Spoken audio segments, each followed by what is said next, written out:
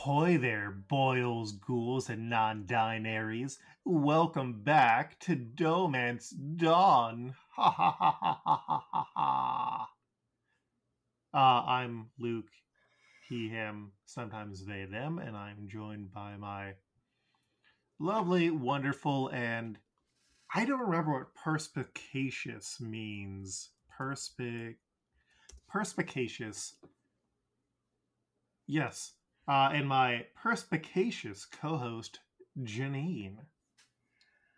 Hello, my name is Janine Juliet. My pronouns are she, they, and I don't have a third thing to say because I don't know what that word means, so I don't know if I'm supposed to act like I'm offended or flattered at this point.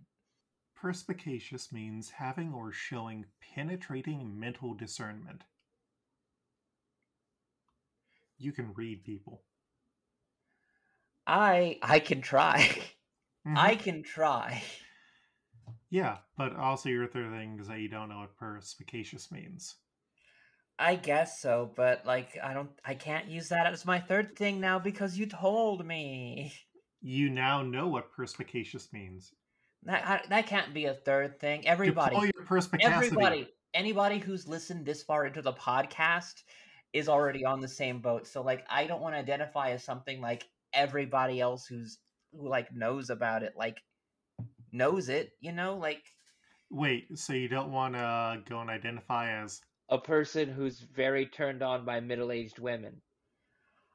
I don't think that's what that word means. Number one, and number two, I don't think I could ever not identify as that kind of a person as long as that button exists on the soundboard. I'm sorry if I'm boxing you in by gender. I mean, if you want to say, as a person turned on by middle-aged women and also sometimes people outside of that description, I could update the button for you.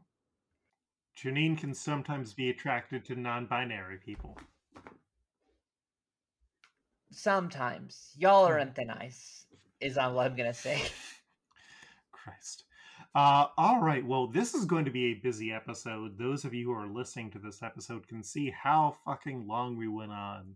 And unfortunately, we have business because previously I had some mints on the show. Just to clarify, there is a One Piece Halloween cover to chapter 658 of the manga Momonosuke, That Is My Name. In the last episode, Janine mixed up the inanimate carbon rod with a uranium rod. In Rod We Trust is not a uranium rod. The song that I was trying to reference when pronouncing Sabaody was The Time Is Now, aka John Cena's theme, and former guest on the show, Dylan Roth, pointed out that the yell is actually a sample from a hip-hop track where they shout Amado, which is in reference to Amadou Diallo, who was shot and killed by the New York Police Department around the turn of the century. Diallo's tragic death is also the inspiration behind the Bruce Springsteen song American Skin, 41 Shots. So whether he knows it or not, Respect the Troops, John Cena's entrance theme, begins with a tacit message of fuck the police. Also in doing work, I found out that we have used Lisa as Sally from Peanuts twice for Lena and Alice, and the Mulk has been used twice as Macro and Igana, but because we have a stupid number of characters to match this week, we will resolve those next week. We have way too much on our plate today. We've got a big plate of spaghetti because One Piece gave us names of a posse. And you know how it is with spaghetti. No, but that's because... That's it. Oh. I was going to say no because... Because I knew a lot more about hockey. It's one of my new buttons, Janine. Oh, I love you. Hello Emerson button. You're a great, great button. But yeah, we have a stupid amount of spaghetti to cover this week. We have 7 episodes of The Simpsons and 7 episodes of One Piece, and these are big One Piece episodes, and also surprisingly complicated Simpsons episodes. Yeah, we'll get into them. Yeah. They initially ran between March 3rd and April 19th of the year 2009. Up first is how the test was won. Bart and the other underperforming students are sent away with Skinner during standardized testing. Their bus gets destroyed on the way, and Skinner ends up impressing the kids by preventing further disasters. Meanwhile, Lisa is too anxious about the test to take it, and Homer let the insurance lapse because he was irresponsible and he tries to prevent any insurance problems from coming up. But then Mr. Burns ends up getting stabbed on the lawn of the house, and Marge is just like, I expected you to do that, and I forgive you.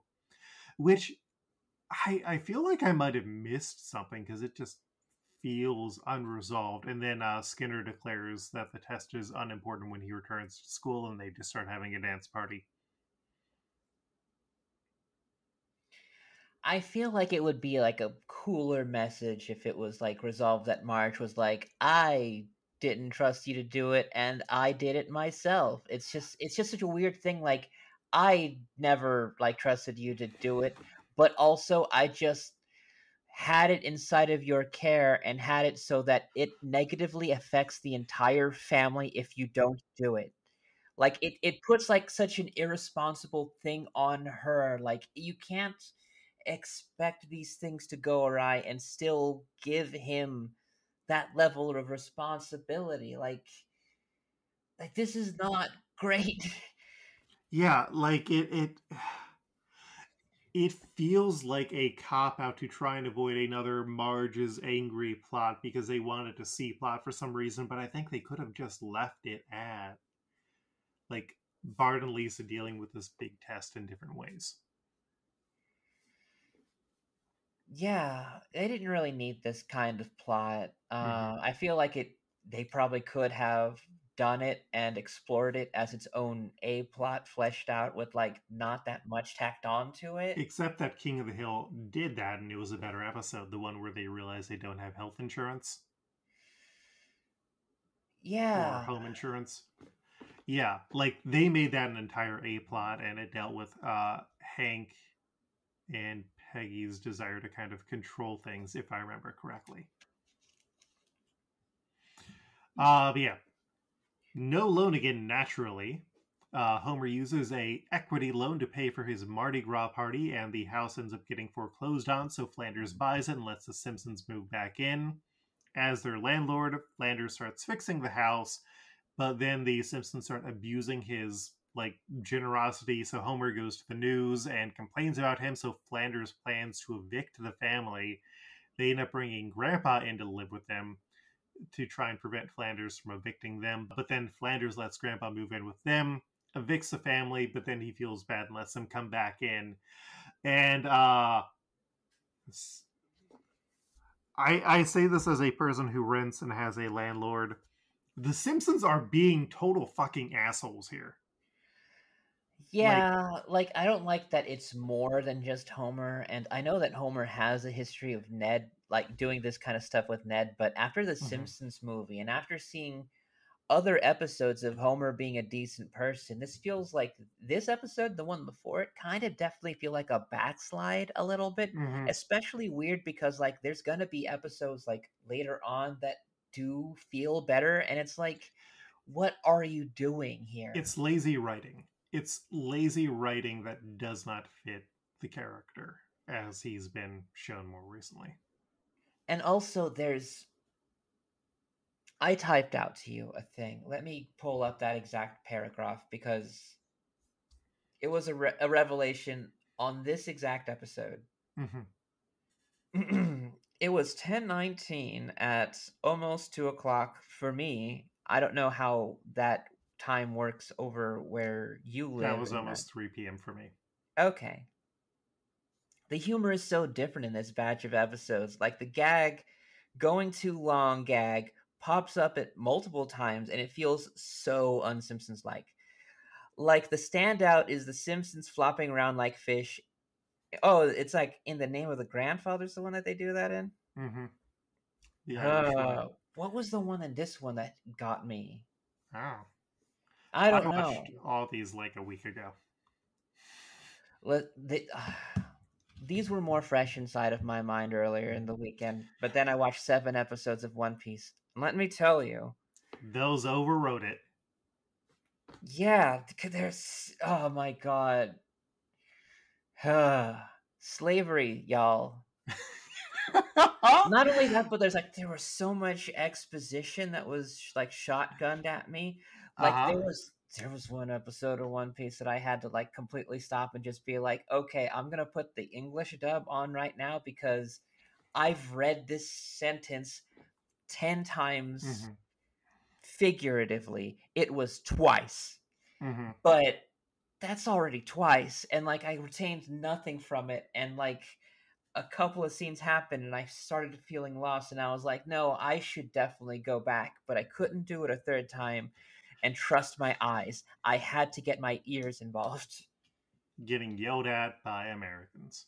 Exactly. That's the level I was brought to when it came to these episodes. Like before that, the only other time that I had listened to the dub was when I was listening with Flighty. Mm-hmm. Yep. What was I saying? This episode was confusing and the humor feels different, but we've got other episodes to get through. So exactly. But the writings inside of this episode and all of the episodes confuse me because I feel like they're all writers that were just like grew up watching The Simpsons, and that kind of brings a weird energy. We then have Gone Maggie Gone, where Marge is blinded by an eclipse when she gives up her viewfinder. So Homer tries to help her out, but ends up crashing the car with Maggie and Santa's little helper. He gets caught in the rowboat problem situation and ends up accidentally leaving Maggie at a convent where the nuns take her in. Lisa goes to the convent to get her back, but can't find Maggie, so she starts solving clues for their lost treasure, the Gem of St. Teresa. That is when she bumps into the Brethren of the Quest, Skinner and comic book guy, who explain the secret history, and eventually they run into Mr. Burns. Lisa ends up believing that she herself is the gem, but it turns out that Maggie is the gem destined to bring peace and prosperity, and then Marge finds Maggie despite being blind and takes her home, leaving Bart in Maggie's place, which they try to make a joke that he's like hell and he's going to be the Antichrist, but we have seen the futures where he is the leader of a new religion, and yeah, just nerd dumb fuck shit. They try and do puzzles, and I did not spend the time on any of the puzzles. Was this on like the Da Vinci Code Zeitgeist? Was that around this time? Is that the parody? Maybe a bit of that. I mean, to me, it feels Maybe more National like Treasure. To me, it feels more like some of the Adventure Time episodes where they're like they've got puzzles, but that really hadn't hit the full zeitgeist yet. This would have been when people were still just like mathematical. And have you seen this short? Abraham Lincoln's on Mars. Yeah, right around this time was Lumpy's Face Princess, because she does say the words, whatever, it's 2009. Mm-hmm. Yeah, it's just kind of empty. We then have In the Name of the Grandfather, where the Simpsons buy a hot tub, but then forget about Grandpa's senior event, so they take him to Ireland to make up for it, where it's no longer the way that Grandpa remembered.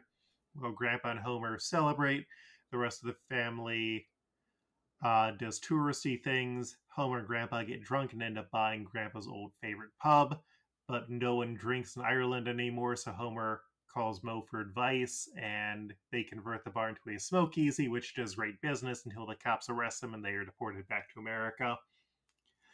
Online, someone said that this was essentially the same plot as Viva Ned Vegas, and they're not wrong.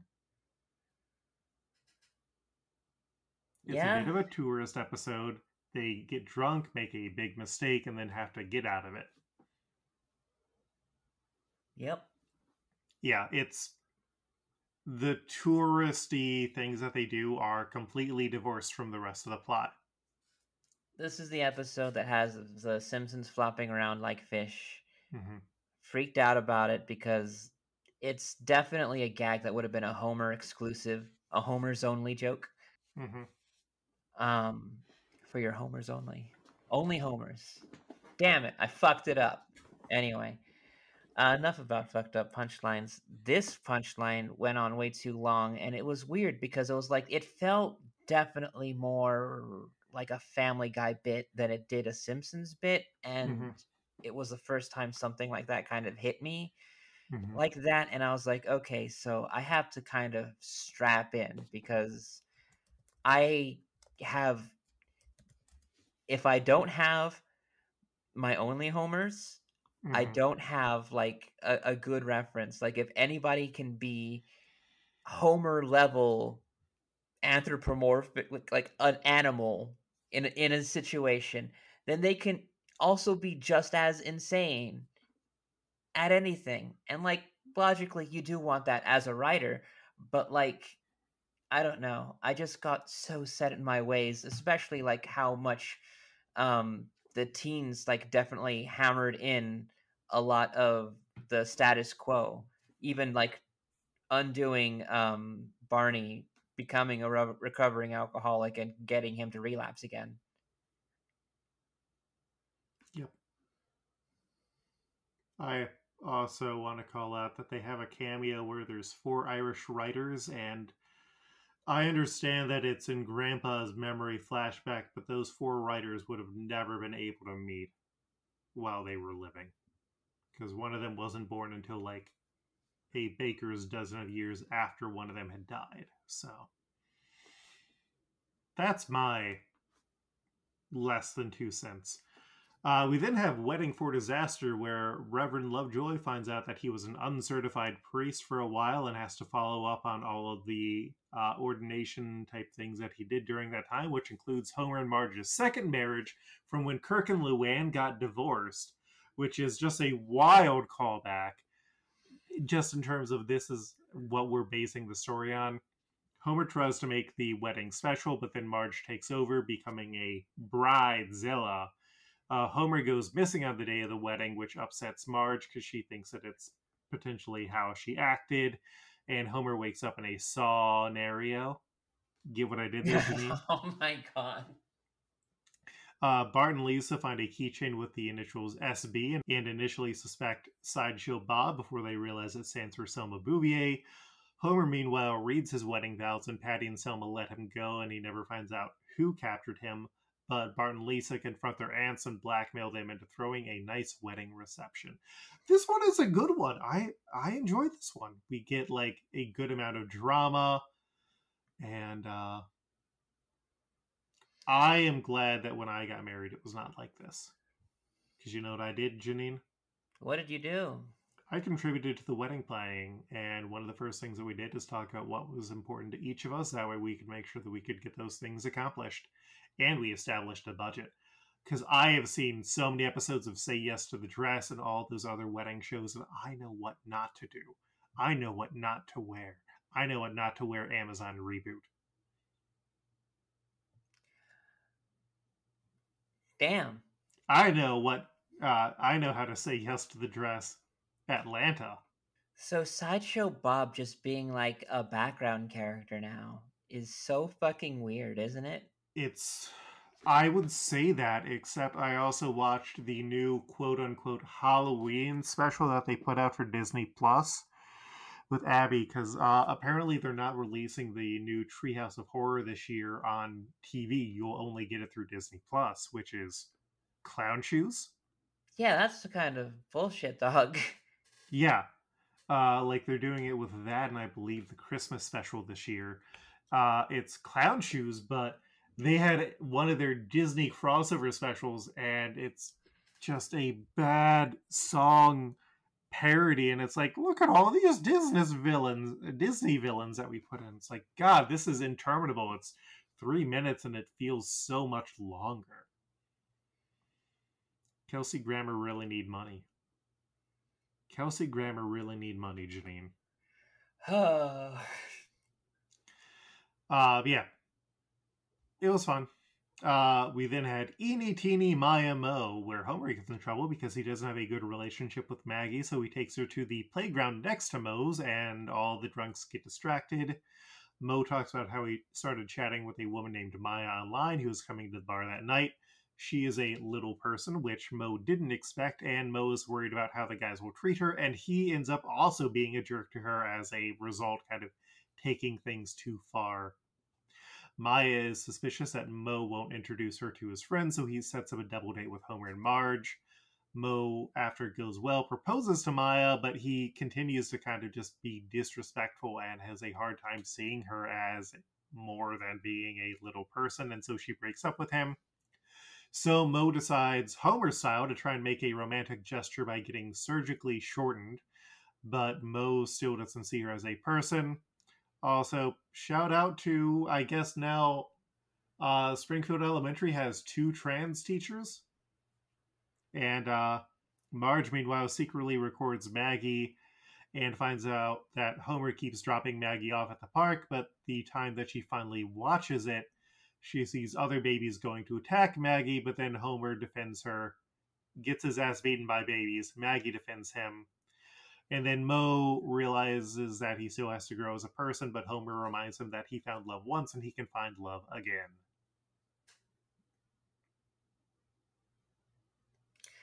Mo, they really, really like to be able to just throw Mo into a situation and then just have him make an aside about how he lives a very sleazy lifestyle, just offhandedly about everything that he says. And it is kind of a lot. But the fact that they still kind of had a little bit of a believable relationship with Maya was great. And, you know, it did feel like that he didn't get it. And like for a lot of times inside of a relationship or any time that you really have feelings for somebody, you do a dumb thing. And like sometimes it makes things not go forward or go backward or never gonna be an option. And that's fine, because there is gonna be something after that. And like I think that the only reason why I'm like really like focused on that is because hey, sometimes being single sucks. So after Luke has an episode and talking about being married, I can talk about being single and how it's like, hey, this small little moment with Mo kind of gave me hope a little bit. And like it is going to be something that they keep bringing back, and I think the biggest issue that I would have is that Tress MacNeille, who is not a little person, voices Maya, and it's just one of those kind of weird things where a role on The Simpsons that is continuous and like paying would be a lot, but we all can grow just like Mo. The last Simpsons episode we have is The Good, the Bad, and the Drugly, where Milhouse gets caught for a prank he did with Bart and gets suspended for a week for not selling out Bart. Bart promises to visit him every day, but then he goes to the nursing home and meets Jenny, a 5th grader, who volunteers there. Bart pretends that Homer is a man with special needs who he helps, and he even goes to face bullies to impress Jenny when they are attacking ducks, but since the bullies also want to impress a girl, Bart gets beaten up, which impresses Jenny slightly more. Lisa, meanwhile, starts to worry about the future when she has to write about where Springfield will be in 50 years and kind of sees the way that the environment is headed if we don't make changes. So Skinner sends her to therapy where Lisa's prescribed antidepressants, and she just stops feeling anything. Like, she just sees smiley faces everywhere.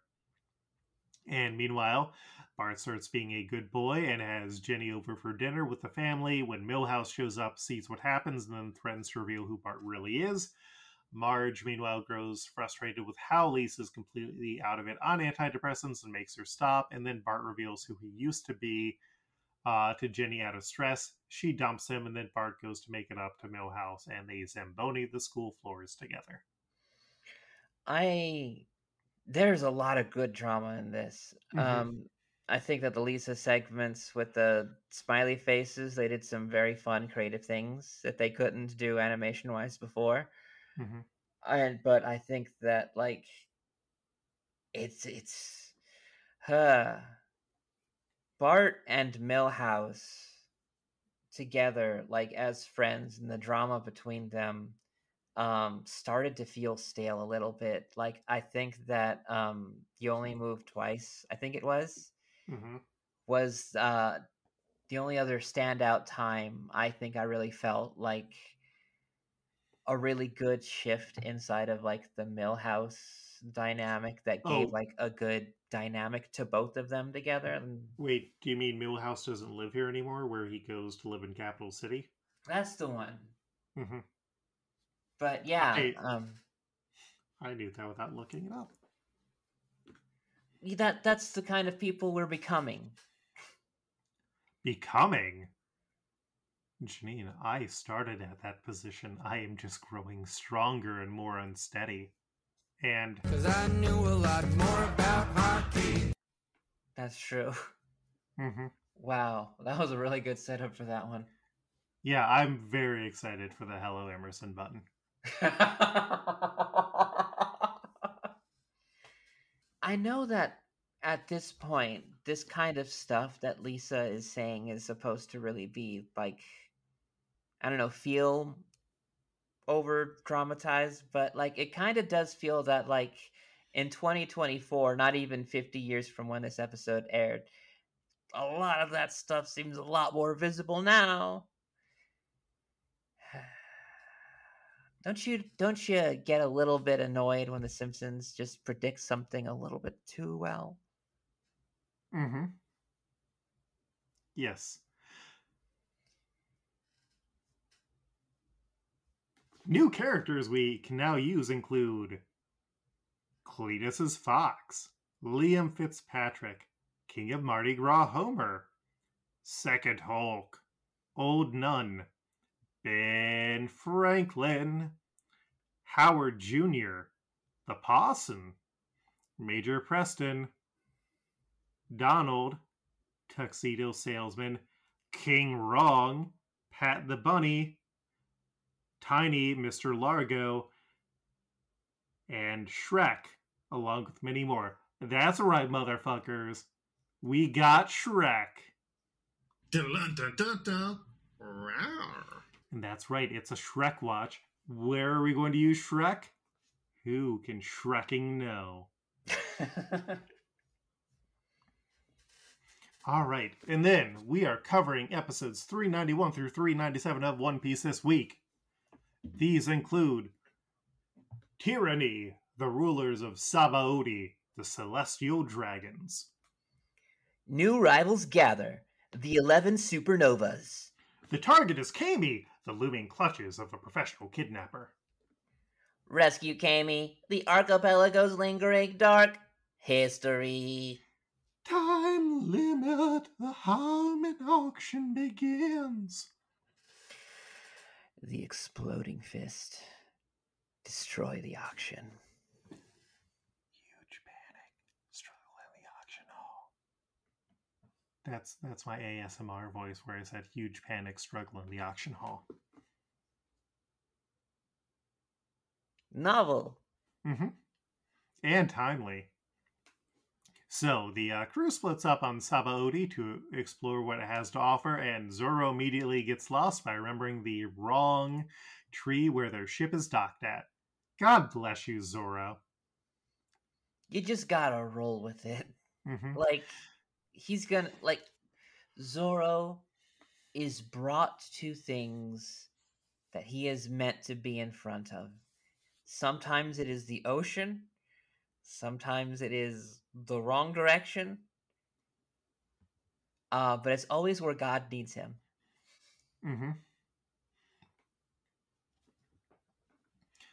Hachan leads the rest of the crew into the town and warns about the celestial dragons. the slavery that goes on, and he asks them to pretend that he and Kami are humans while he also covers the symbol on his head. Hey, Janine. What's that? Dun-dun-dun-dun-dun. Rawr. It's a, oh, hey, that symbol on Hachi's head is going to become relevant. Watch.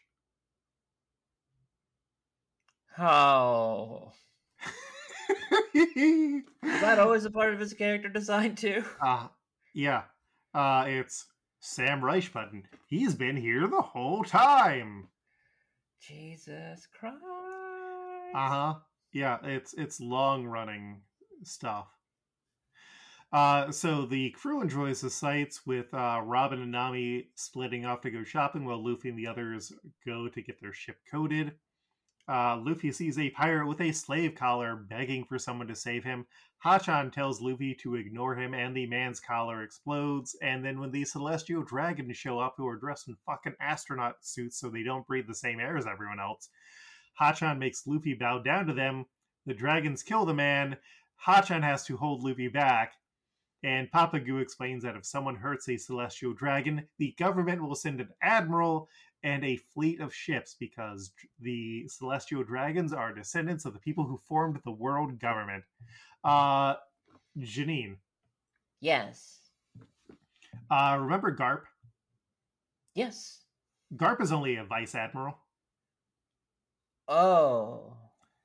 Uh-huh. Huh. Uh-huh. And Garp had all of them. So that would be bad. Oh yeah, Garp doesn't even have devil fruit powers.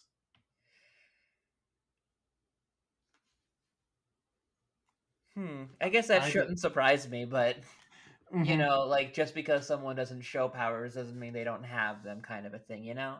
Yeah, well, and Garp is also not the person who wants more paperwork, so. Ugh. Yeah. A group of bounty hunters try to catch the Straw Hats. They get easily repelled, but that's when they realize that Kami is a mermaid. The party moves into a sketcher area of the archipelago to go to Shaki's ripoff bar to meet the coding mechanic, who Hachan knows personally. Shaki, the owner of the bar, is familiar with the crew because she likes to stay informed. She was previously a pirate 40 years ago and knows that they came for Ray, but he needs to be found either in the bars or the gambling den since he has not been back for half a year. And she gives them areas to look for, which includes Sabaody Park, an amusement park. And you can call him Ray, or you can call him Lay. You can call him Ray, or you can call him Lay. That's a weird throwback. So she also warns that there are 11 people on the island that have bounties over 100 million berries. They are known as the 11 supernovas. These include Luffy and Zoro, and Luffy has the second highest bounty after Kid, who the main difference is Kid will fucking attack civilians.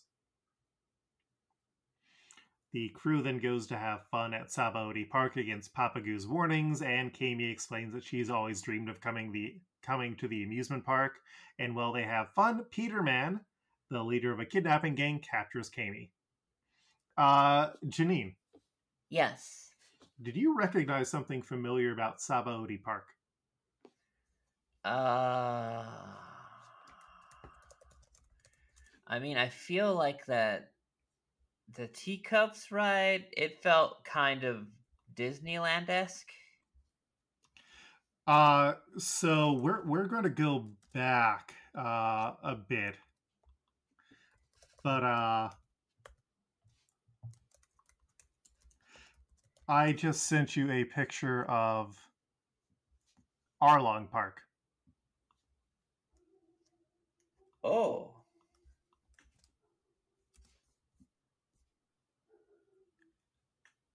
Huh. I wonder if the fact that they're kind of similar means something. Huh. Mm-hmm. Anyways, we can ignore that. Also, I love that Peterman is just weirdly a Peter Pan parody who just takes kids away. Yeah, oh my god, that sucks. Meanwhile, Charlos, who is a 100% shit man, pure shit from toe to tip, and who's also another celestial dragon, wanders around the lawless area.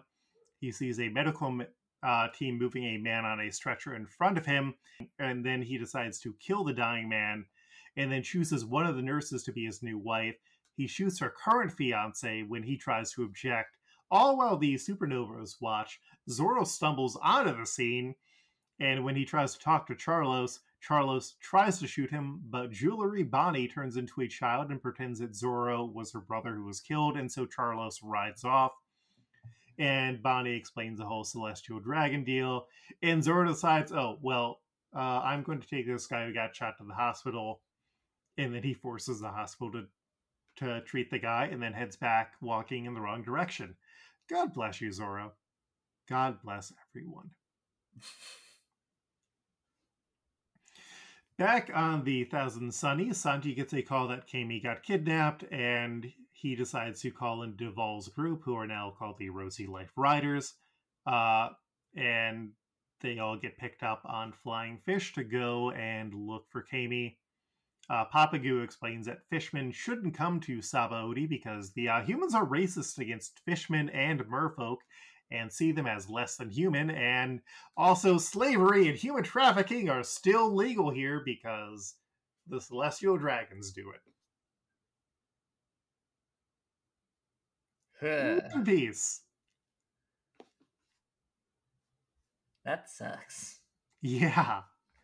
Yeah, it's kind of like, oh, remember how it was all spooky and scary? Man is the real monster. Apparently. God damn.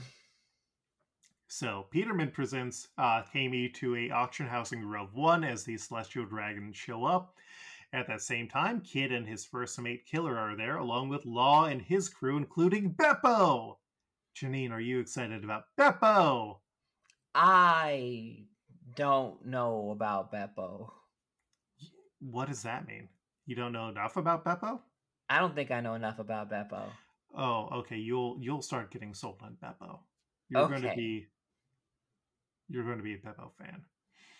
Disco, the leader of the auction house, goes to fit Kami with a slave collar, but he strangely passes out. Stanson, a giant up for auction, notices that an old man also up for auction used hockey to knock him out. This would be Dark King Rayleigh, first mate of Gold Roger. That is when Garp finds out that Rayleigh is also up for auction, and he asks the Marines to keep it quiet so that he can try and handle the situation, because he knows that Rayleigh sells himself to pay for gambling debts, and if the Marines get involved, they would all just get their asses kicked. How do you feel about this old man, Janine? I mean, the thing is that, like, if you can do this kind of bullshit, and there's a lawless area that, like, no one's gonna do anything if you do it, I mean, why not, like, sell yourself into slavery every once in a while to make up a whole bunch of money and then just, like, get the fuck out? Yeah. Yeah. Like, if walls mean nothing to you, like, come on, man. Like, I don't think I would. I mean, it's a perfect situation that he is perfectly designed to be able to take advantage of, is the thing. That's our Chester Lapwick.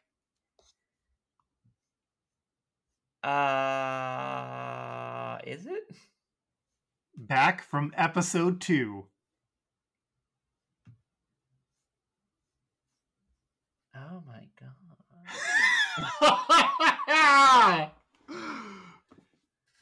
Yeah. I said that he would come back eventually and you would have forgotten about him. You literally did. I know. I'm irascible. You're inescapable. Mm-hmm. I am inevitable.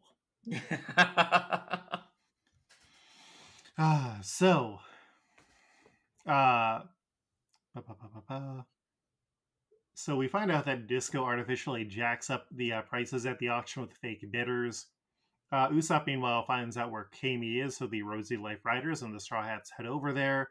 Zoro is coincidentally headed in that direction towards Grove 1, and the Straw Hats who were there decide that they're just going to use all their money to buy Kami's freedom. That is when Charlos arrives at the auction house, and because his slave took so long carrying him on his back, he sells that slave. The next slave up for auction kills himself, which delays things before Kami goes up. And then Zoro finds the bounty hunters who had tried to catch him earlier and forces them to tell him where he is headed. And that's when, luckily, Luffy finds him and grabs him. I do love Zoro as the, like, over-leveled player in a RPG who just keeps having to kill the same mobs over and over again. Yeah. I mean, I think that it's definitely giving him... That's giving me less work. Because if he's just fighting the same guys over and over, I don't have to, like, start all of a sudden, like, naming a whole bunch of swordsmen, because he has to have, like, special fights with every single one of them. Mm-hmm. Let him take out trash mobs. Only, like, 2 of them get names. So... Kami is revealed for the auction, and Charlos immediately bids 500 million berries, which is more than Nami has to bid, and he says that he plans to put her into the tank with his piranhas. Just a complete fucking shit, man. The Straw Hats are stunned, and the auction closes just before Luffy crashes in. He rushes into his friends, and when Hachi tries to stop him, he is revealed to be a fishman. Charlos ends up shooting Hachi and then claims him as a slave. Luffy goes to confront Charlos as Hachi tries to stop him, blaming himself and saying that he wanted to make up for the sins of his past. But Luffy has had enough and just full force punches Charlos in the face. The other Celestial Dragons start opening fire, driving out everyone except for the guards and the other pirates. So the Straw Hats start fighting the guards that come after them while the Celestial Dragons summon the Admiral and warships. Meanwhile, Rayleigh runs out of alcohol, escapes the holding cells, and starts stealing money from the slavers. We stand an old man. Hell yeah. Like, fucking, why aren't more old people, like, blowing up buildings and stealing money from human traffickers? While the Marines set up a perimeter outside, Robin, Brook, and Usopp also arrive and join the fight, and Usopp ends up falling ass first onto another Celestial Dragon, knocking him out. Law, meanwhile, explains that the Marines have been watching the whole time because of Rayleigh, and Law is impressed with Luffy. And also Beppo was there! Janine, it's Beppo! It's always great when we see a Beppo. What does he know? He knows a lot. Sharia, the last of the Celestial Dragons, meanwhile decides to kill Kami, and the Straw Hats prepare to attack her, but instead Rayleigh knocks her out using a mysterious power. And I know what that is because I knew a lot more about hockey. It's going to be such a great button. And then Stanson the Giant rips through the wall, allowing Rayleigh to fully enter. He explains that he just came here for money. That's when the guards realize all those slaves have their collars missing. Hachi recognizes Rayleigh, who figures out what is going on by examining the scene, and then knocks the other guards out before revealing he knows who Luffy is. And that's where we stop for this week. Janine. Yeah? What's on your mind about these episodes? These episodes, they've been so challenging. They've been a lot to go through. And like not just because of just how much of them. 7 and 7. Hey, that's a good cocktail. It was just the denseness of like the subject matter. Like I had to deal with some pretty heavy drama, and then going into this, like some pretty heavy drama. Episodes before this, do you remember the time we had with Flighty when we were just talking about how everything was just kind of bullshit and stupid? I long for those days now, because now I am stuck with Charlos, And like, was that a satisfying punch? Yes. That was probably one of the top 5, hands down, most satisfying animated punches I've ever seen. Mhm. But that Yeah, it is suddenly a lot of stuff, and it's kind of like, is One Piece going to be able to handle this these complicated issues as well as they can? And we're going to see. like Charlos was like actively doing shit, and like, you know, we had things like with fucking Enel being like, oh, like it's I reference that am he had God. killed like people Hmm. before, you know? There's signs that other people had fallen, and like Hmm. word from other people that others had died. But like, and you know, some stuff that happened off screen, but like you don't see like fucking someone take out a gun and just start shooting, and everybody's just like, I guess you just have to die now because you just got shot and we can't help you and we can't get up and do anything, and it's just fine now, I guess. Like it's Yeah, not like the scariest monster is not as scary as just the most apathetic humans in the most dire situation. When you're in the most dire situation, hmm yeah. And baby, you ain't seen nothing yet. I fear. Good. All right. Well, we have 37 fucking characters to get through, so let's get a rolling. For all of these, I have Rodrigo Styles and then at least one other option because we've got a bunch of big names this time. And I have a feeling we're going to try and get through this very quickly. So, Janine, I believe in you. Do you believe in me? Yes, I do. All right, then let's get rolling. Up first, we have Antonio, the guy who sells those Grand Line crackers where you eat one when you leave for the new world and then the other when you come back. My Rodrigo style was tuxedo salesman, and my throwback was bicycle salesman. Who do you have? I have Norm Homer from the sitcoms of Cheers. yeah, the Cheers Mm-hmm. couch gag. Mm-hmm. Um, I want to do tuxedo salesman just because he got that mustache. It do fit better, yeah. All right, nice and easy, lemon squeezy. We then have Devil Diaz, who is the slave whose collar gets blown up and then he is killed. Who do you have for Devil Diaz? I have Dick Van Dyke Homer. I definitely, since we had like a good number of couch gags, tried to pull from some of those for a couple of these. And Oh for yeah. this one, I was just kind of like, hey, isn't it funny, like the Dick Van Dyke opening? Wouldn't it be funnier if there was like an explosive collar added to the mix? My Rodrigo was Devil Hitler Flanders. And I also put Lance Murdoch on here. I don't think it's a good use for Lance Murdoch, but he's a daredevil, and my brain was like, Devil Diaz. I'm going to use Dick Van Dyke Homer.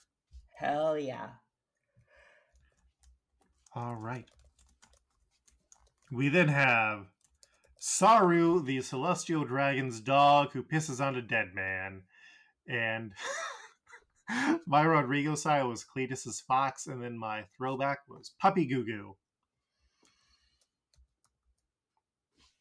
Which surprisingly we have not used, but this dog really sucks, and I think Puppy Goo Goo is the right amount of pathetic. Who do you have, Janine?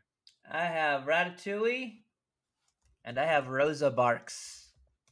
That's right. She might be named after a leader, but she's not so pure herself. Christ. I'm going to forget about Rosa Parks. Let's use Rosa Parks. Hell yeah. This one goes to the dogs. This one goes to the people who want to feel less bad about the Outcast song, Rosa Parks. You can now say it's about Rosa Parks, the dog. Everyone get to the back of the bus because this dog is racist. We then have Shaurya, who is one of these celestial dragons. She sucks. Yep. Who do you have?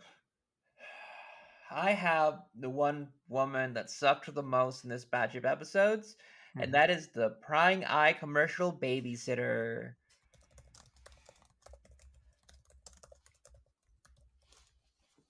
My Rodrigo style is Jenny, because she is a bit I am better than you. She's nice, but how nice is she? The other one that I had was a debutante, where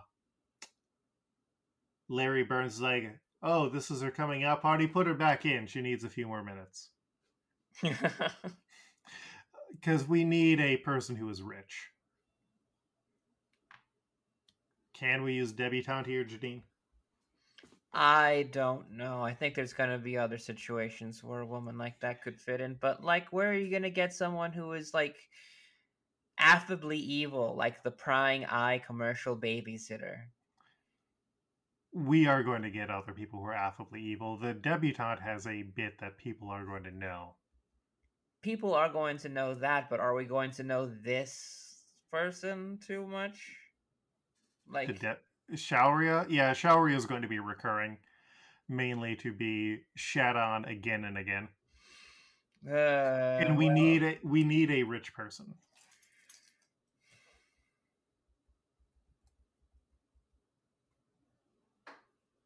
Okay. Yay! We then have Rosward, who is the father of this family of celestial dragons. God, he fucking sucks. I'm going to keep saying that because it's going to keep being true. Who do you have for Rosward? I have Trash Barge Captain. That's aspiration. That's where I would like to put this person. That is kind of a power fantasy wish fulfillment for Janine personally. Who did you have? My Rodrigo style is King George, because we can finally use King George, because he was part of the conspiracy about the Nun Diamond or whatever it was. And then Mr. Vanderbilt, because they both got mustaches, and, like, we also want to see Mr. Vanderbilt be taken out by Usopp's juicy ass. Usopp does got that cake.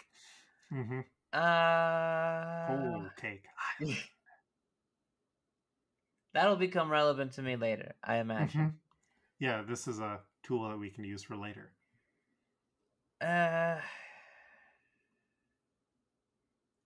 What's stopping this man from being a trash man? Because we're actually going to have people who live in massive piles of trash later on, and we'll need a safe trash barge captain for that.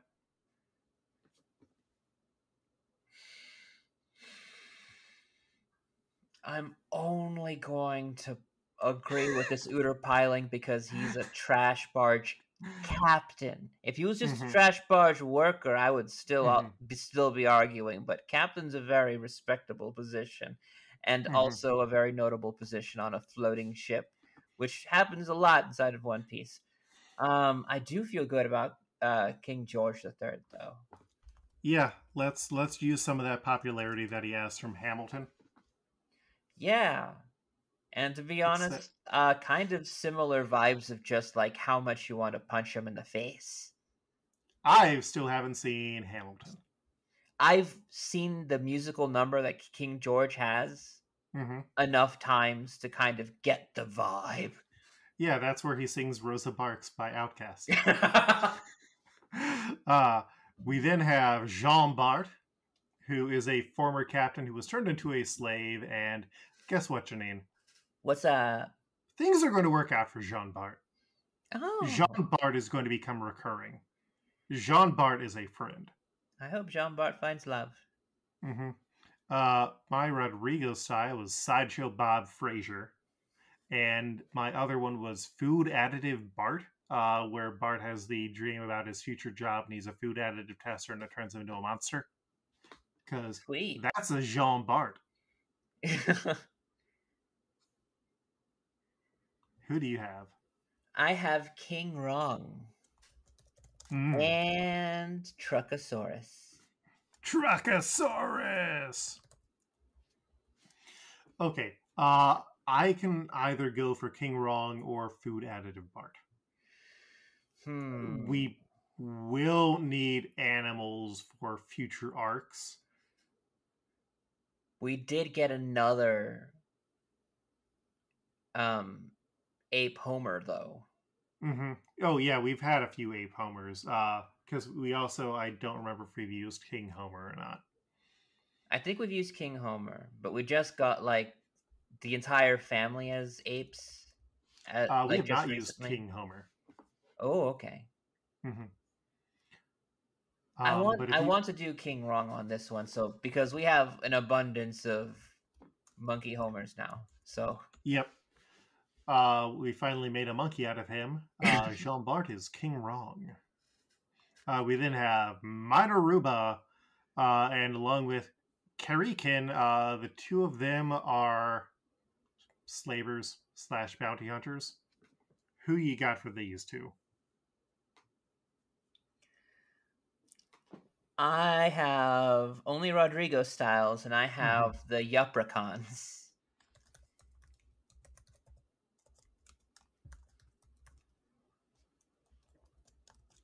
Interesting. My Rodrigo style was those two tiki bartenders that Mo accidentally says that he's happier than. Oh, yeah. And then I also had Neptune Adventure, Lenny, and Carl. Because you know what? I think they are friends, they are together. And we haven't used a Lenny and Carl for a while. I don't like putting Lenny and Carl in this particular kind of situation, though. Okay, then I'd push for Tiki Bartenders over the Yupricons because we are going to need to save our tiny statured people. Oh my god. Janine, there's this giants. Fucking anime.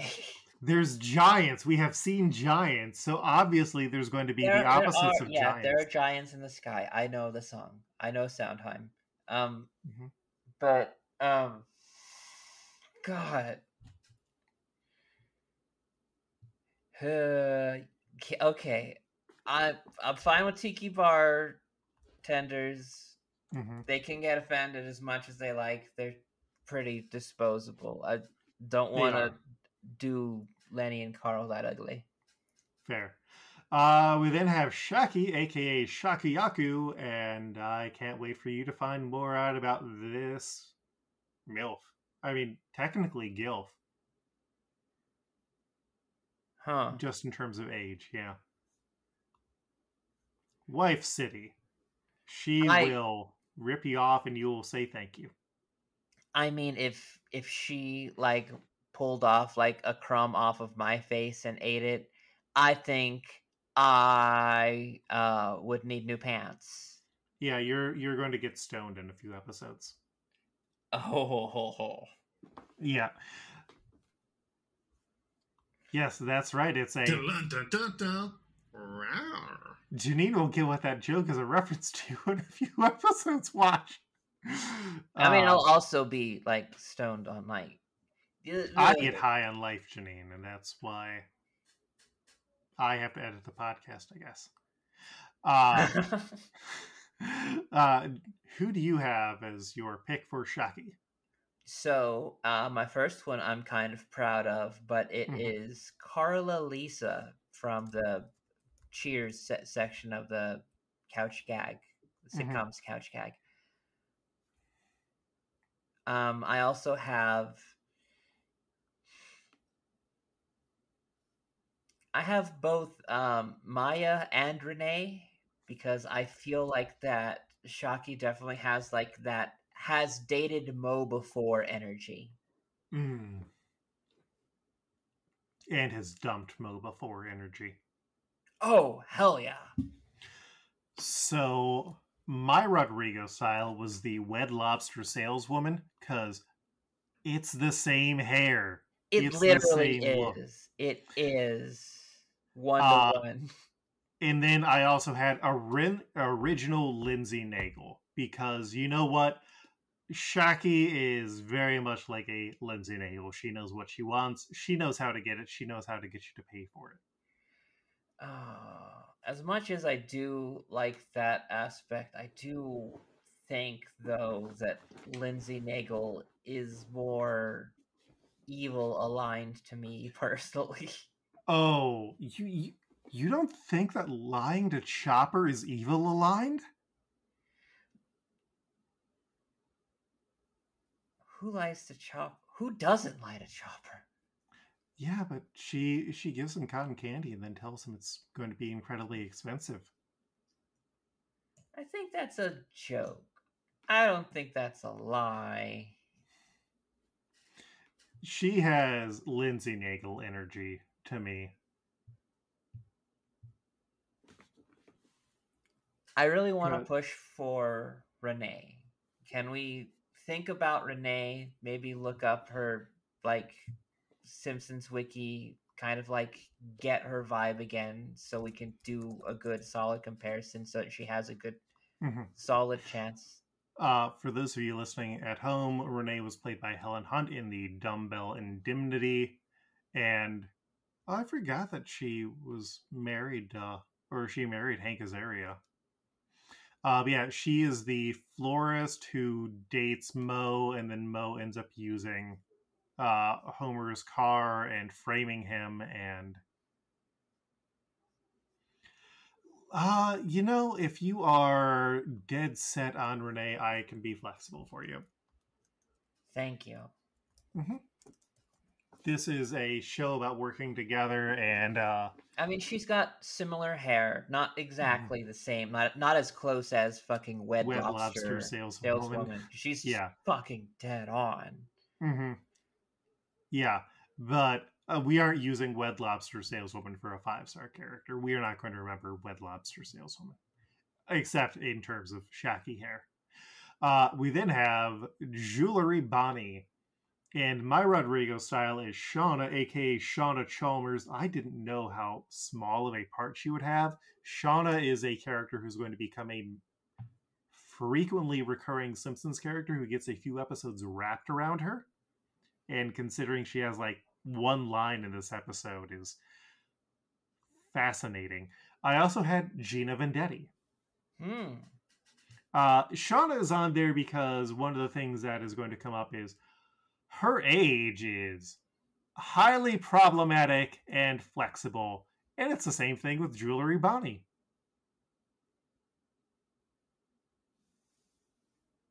Anime.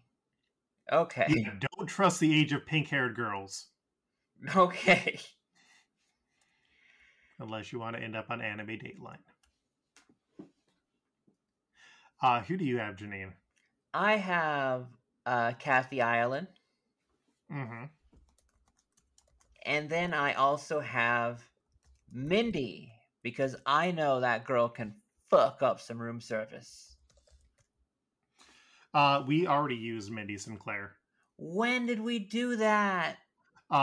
She is Moody, who was dating Full Body on, and she was the woman who Sanji flirted with back when he was on the Baratier.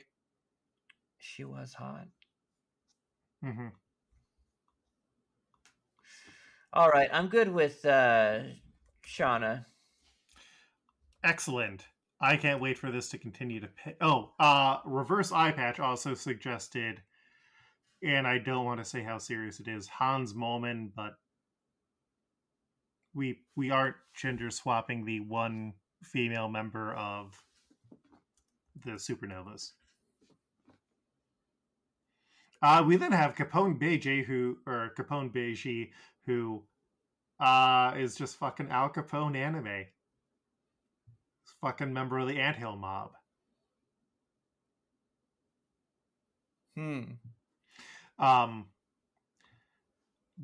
So according to the Lola Accords, this is someone who we needed to cast a woman for.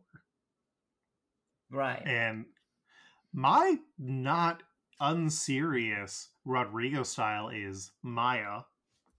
And my throwback was gender swapped Homer from the one where they get the watch that pauses time, and then at the end, everyone turns like there's a gender swap scene, there's a Fantastic Four scene.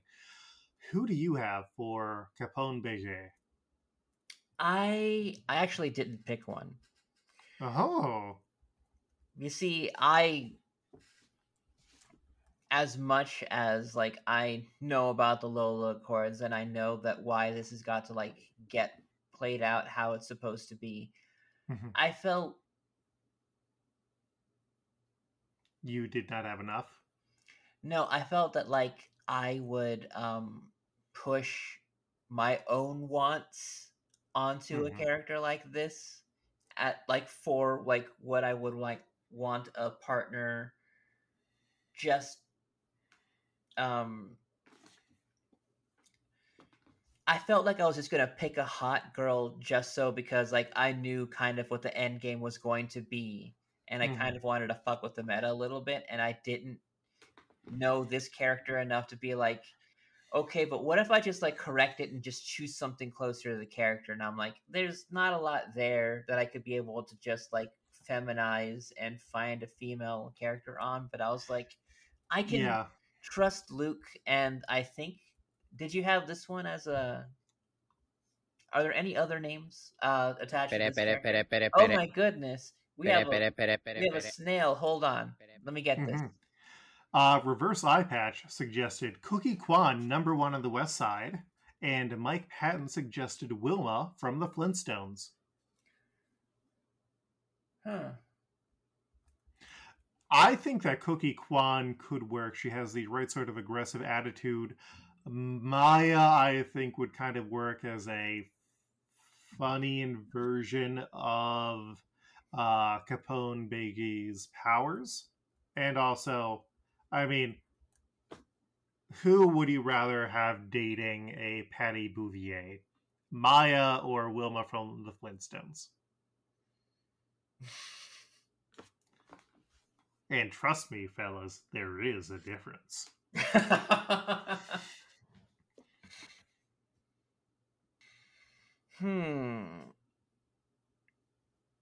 Well, let's do Cutthroat Cookie Kwan. Okay, you're on Team Cookie Kwan? I'm on Team Cookie Kwan. I want to see where it goes. I do like her business sense, or at least her aggression. So I feel like maybe that translates to the character, and I would be interested to see where that goes. All right. Up next we have Gyo Potato, Tots, and Part. These are characters we got their names and stats for this year. Thanks, And Oda. yeah, they are 4 old guys who hang out with Jewelry Bonnie in a non-creepy way. My Rodrigo style was James Joyce, Oscar Wilde, Bram Stoker, Samuel Beckett. And my throwbacks were Wiseman, Hibbert, Skinner, Frink, and then King Herod's Smithers. Who do you have? Let's see here. Going down the list, I have Philadelphia Philly, Judge Potato Head, Irish Nelson, and Irish Insurance Company officer. I think that it would be hilarious if we just burned James Joyce, Oscar Wilde, Bram Stoker, and Samuel Beckett here. Because there's at least some continuity in them, in that they are all old men who are famous Irish writers. Are you telling me this fucking anime doesn't go to famous Irish writers' island? I mean, technically, we do have a character who I believe would be. Let me see. I'm pretty sure I remember that he would be from Ireland, if not for, or if he was in the real world. And I remember that because it's I mentally am like, just like Destro. Oh, no, Scotland. Scotland, so not just like Destro. Or is Destro from Scotland? Yes. Yes, Laird James McCullen Destro the 14th is from Scotland. I love Destro. He was played by Christopher Eccleston in the movie, right? Mm-hmm. That's dope. Shanks would be from Ireland. Oh, that's good. We got Conan on that. Mm-hmm. Perfect. High five past us for excellent casting. Or, no, I think that was someone's fan casting who hadn't read the actual stuff. Oh, okay.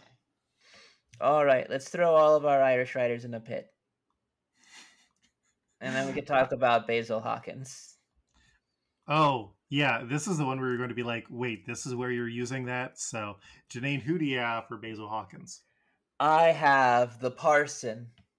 Mm-hmm. Everybody, kind of a big deal.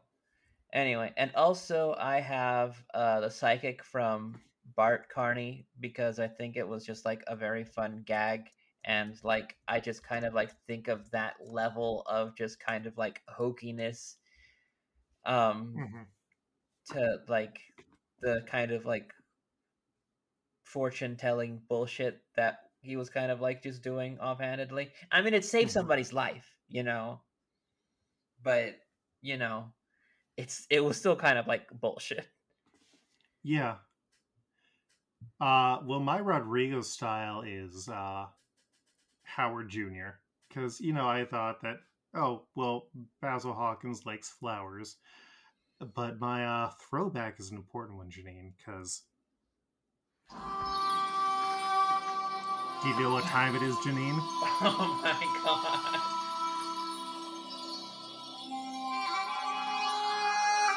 Oh, it goes longer. I guess this is the original version. Oh, yeah, it's Yambi Yugi. It's time to use fucking Yambi Yugi, Janine. See, the thing is that I knew you were bringing Yami Yugi here to this point. And I have him on my list too. Uh-huh. But I don't have him for this character. Mm-hmm. I have... Yeah, tell me who you have him for, because I'm fascinated. I have him for the very next character, Eustace Kid. Interesting. Yeah, no, Basil Hawkins, magic guy, uses cards. We're going to see more of him, but mentally when it was like, oh, who would be a great Yami Yugi? Oh, yeah, it's Hawkins. Though weirdly, I have the Parson as my Rodrigo style for Eustace Kid, but that's a whole nother story. Yeah, I am firmly Yami Yugi.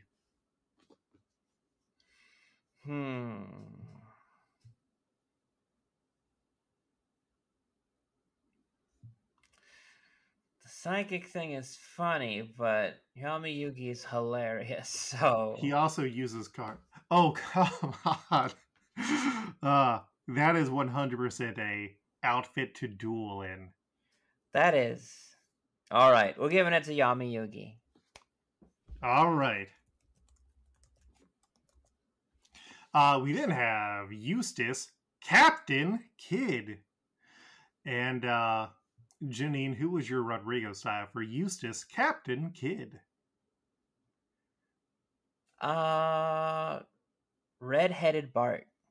Mm-hmm. I mean, I look at that guy and it's like, oh, that guy's a Bart. I don't know which Bart, but yeah, he definitely has like the energy of like some Bart variation. So my Rodrigo style, like I said, was the Parson for a weird theme because my brain just started boiling at a point for some of these. I also put on Rick from Casablanca, the secret ending to Casablanca, because at some point my brain started boiling. And then also Groundskeeper Willie. That's a hell of a thing to throw out there, just Groundskeeper Willie. full Uh-huh. full Yeah. on Willie. Yeah.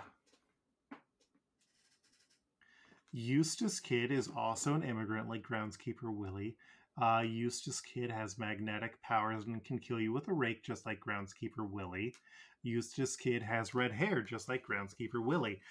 Eustace Kid is a 5-star character. I don't know if he would have a better use for full-on Groundskeeper Willie that I can think of right now, except for maybe a guy who got introduced just now or like in the past year. But I'm willing to put my Willie on the line here.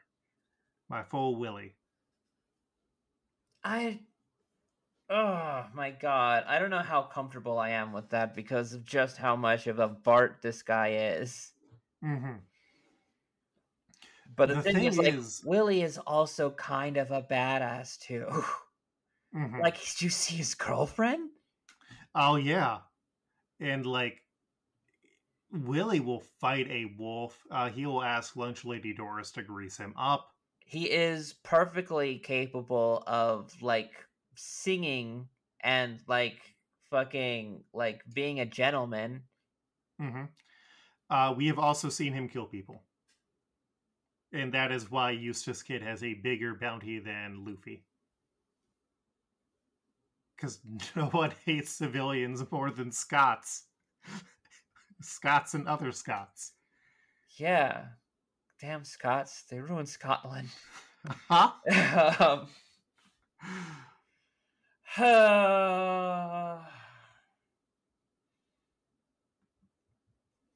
Bart is kind of Satan, but I don't know if he's like a murderer directly. I know Willie would be. All right. Although the sign on the thermostat says "Do not touch Willie," today Willie gets touched. Mm-hmm. Everyone's picking at their Willie. We then have Scratchman Apu. For no reason, here's Scratchman Apu, whose arms are really fucked up. You want to know why? He just really good at. He had the hug fruit, is what's no. He's from the Long Arm tribe. Just down the street. I know them. No, his power is that he can just turn his body into instruments, and it's really fucked up. They sell t-shirts on the side of the road, but they're like long sleeve on me.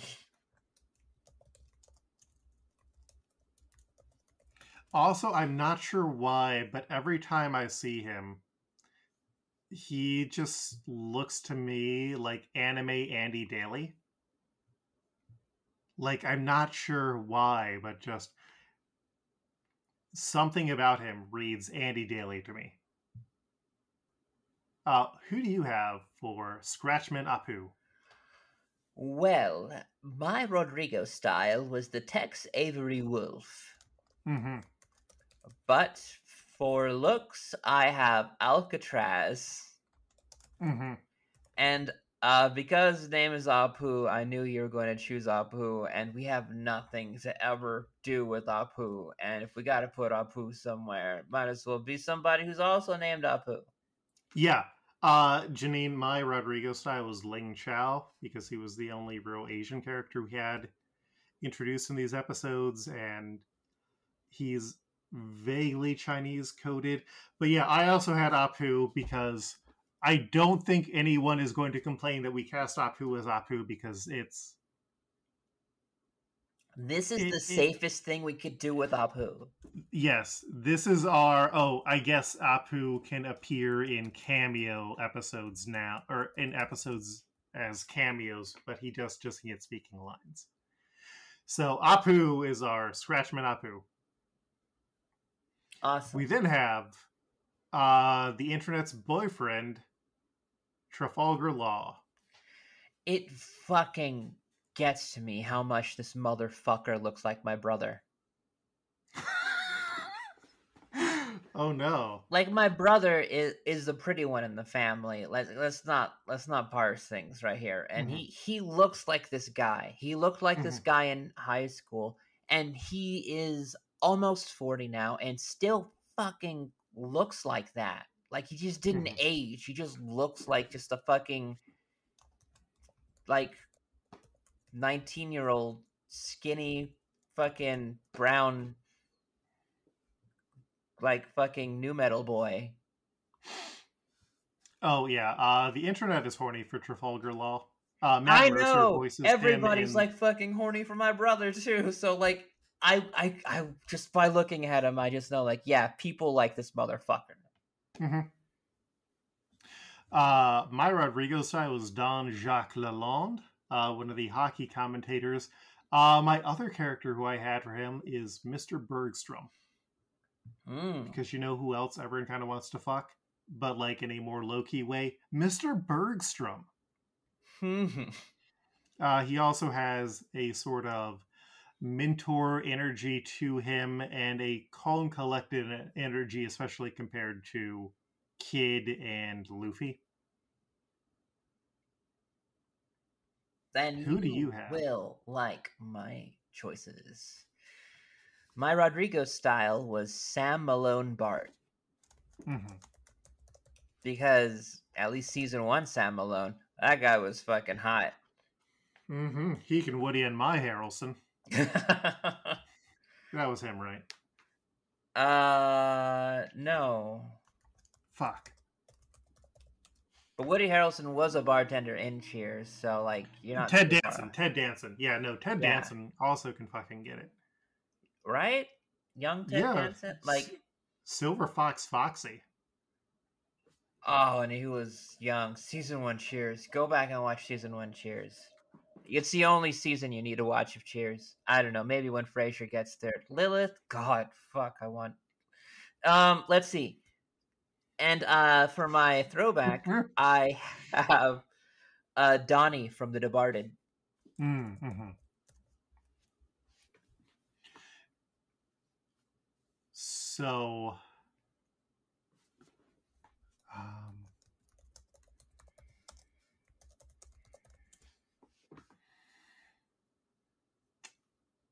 can I offer you a compromise where I will still give you the point? Can we do actual Sam Malone? Do we have actual Sam Malone available to We us? do, because The Simpsons has done enough parodies of Cheers that in Fear of Flying, he is at one of the bars that Homer visits when he gets kicked out of Mars. Kicked out of Moe's. Hell yes. Let's do Sam Malone. Hell yeah, and that was canonically voiced by Ted Danson. So, open up a restaurant with Ted Danson. Sam Malone. Dun, da, da, da, da, dun, dun. We then have Beppo, and God, I love Beppo, Janine. You're going to learn to love Beppo. Who do you have for Beppo? Well, let's see. I have 3 choices. My Rodrigo style was the Santa statue. Mm-hmm. Then I had Intensive Care Bear. Mm-hmm. And then finally, my final choice. Mm-hmm. Hear me out. Mm-hmm. So I think it could work. Mm-hmm. Fidel Castro. Oh. When we get to know more about Beppo, we would have an amazing... Wait, didn't we use Fidel? If we did, it had to be I don't think so. I think... No, we got close. Yeah. If Cat Viper was Fidel Castro, that would be hilarious, but we aren't getting to Cat Viper for a few years. I had as my Rodrigo style the last polar bear that ends up committing suicide, and then my throwback is motherfucking Paddington Bear from the same sequence as the intensive care bear. But the important thing is that Paddington Bear makes that suit look good.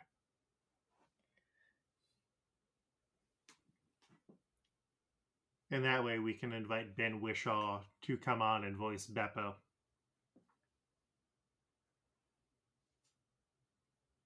Have you seen those new Paddington movies? I haven't. Oh, they are surprisingly delightful and will destroy you. But Oh, also, like all British films, there's at least one scene where it's, oh, a man is in a dress. Isn't that silly? oh. Hmm. But it's not done in a bad way.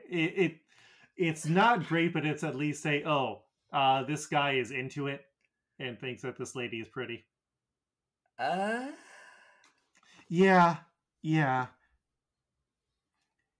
It's a anyway, British staple that they don't have a good staple removal for. so we're gonna go with Fidel Castro on this one. Oh God. It would be hilarious, but I don't think I... Beppo is not a If you want Fidel. to, if you want to table it until we can learn more about Fidel and see, like, so you can get other people's reactions if they want to get in on the joke, maybe we could do that. But Yeah, we'll see more of Beppo. We can table Beppo for now. we'll table Beppo. We'll have a great Beppo discussion. Maybe Beppo's gonna be someone who could be someone up for suggestions. Mm-hmm. Yeah, I'd be interested in people's suggestions because Simpsons has a good number of bears. Exactly. And like not only that, but there's people with other knowledge of Beppo that could be able to maybe parse Mm-hmm. something that could be a little bit funny as well that maybe I don't understand entirely, but will in the future. Yes. So we then have Penguin and Shachi, who are two other members of Law's crew.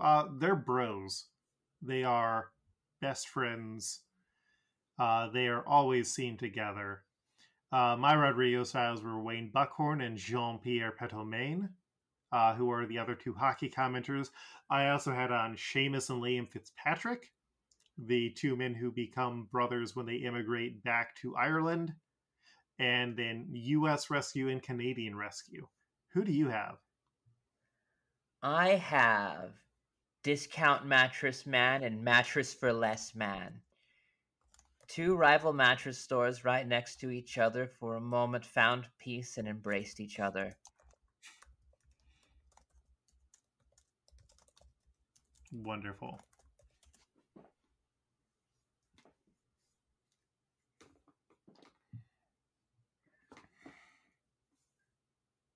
Do you have any strong feelings on any of the choices? Well, my choice is canonically hugged. Mm-hmm. Yeah, I'm good with that. We're getting to the point where, oh, it's past 10 p.m. here. Luke's sleeping. Up next, we have Rouge, who is a member of the 11 Supernovas who still hasn't done shit. We still don't know what his devil fruit power is, and we'll see what it does next week, but he's a bunch of mysteries. See, like, I wouldn't even know to put a devil fruit power on him. Like, I know, like, there's something special about him, but, like, he's, like, such a big guy already that you think that, like, oh, that could just be his thing. Mm-hmm. I mean, he is a Skypian. But he's also, like, a strong guy. Like, do Skypians have, like, a particular advantage on solid Earth? Not really. Who do you have for Rouge? I have Kearney Baby and Dredrick Tatum.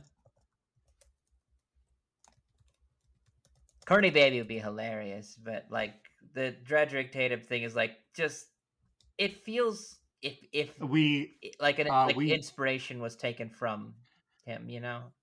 Unfortunately, we already used Dredrick Tatum. Oh my God! When? He was our he is our Edward Newgate, aka Whitebeard.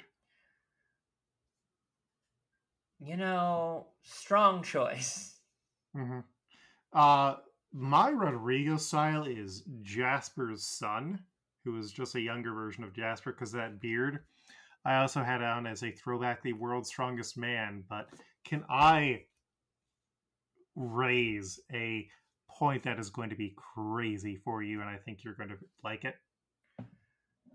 Okay. We can split points. Sure. Look at that beard, Janine. That is a nice, thick beard. This is a man who commands attention. This is a man who cares about nationalized healthcare. This is a man who would stand up against the United States government and capitalism. Is this our Fidel Castro?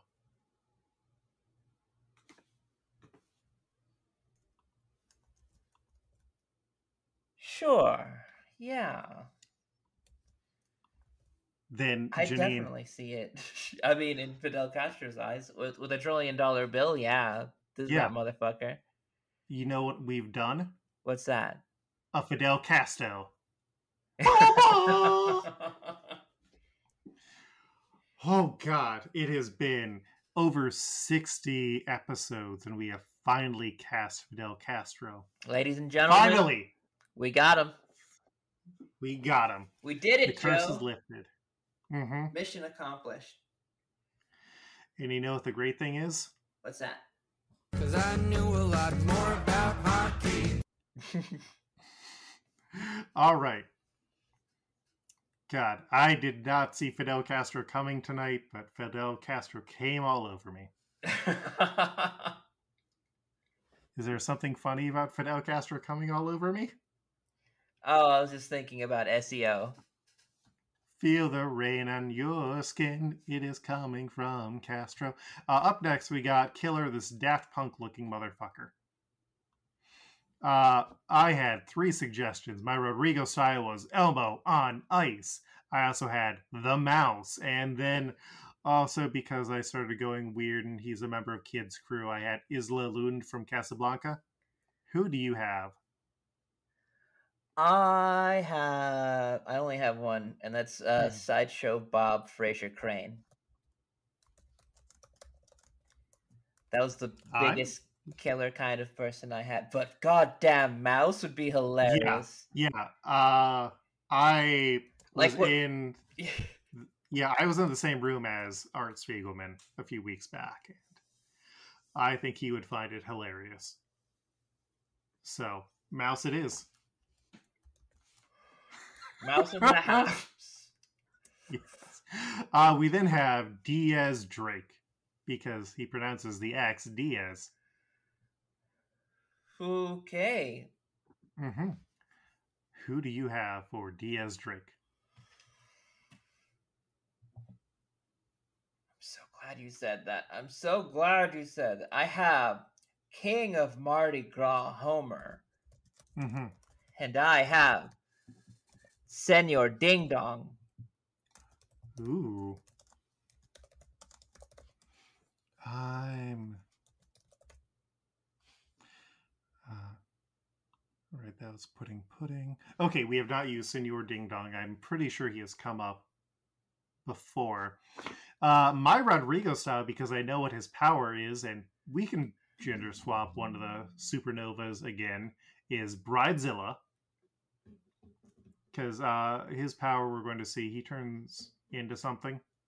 My throwback was Dexter Colt, the sleazy PI who Homer hired to find out about Lisa.